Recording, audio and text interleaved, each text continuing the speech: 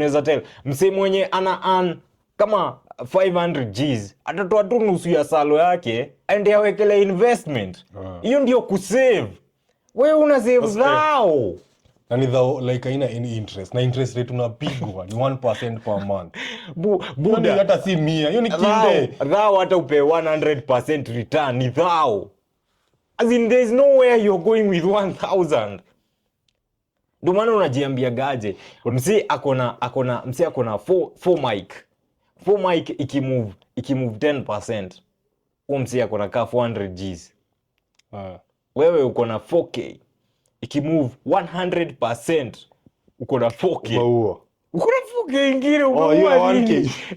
Umeua nini? Azirumsi ada move step 2 inakaa kama 100 steps. Una move step 100 inakaa step 1. The problem is an income problem. Hiyo ndio kitu tunafaa kuunderstand. Lakini nyinyi mkiambiangwa reality, mnasema mta report account. Tunafungua ingine na tunakupasha hiyo ukweli. Unajua like as in for people like wako EAG yetu, how do you deal with rainy days? Sasa kasa hizo unaweza pata rainy days gani? Exactly.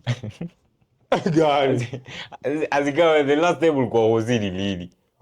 Bro, at 20 you are at the peak of your performance. The only thing that can happen to you is you die.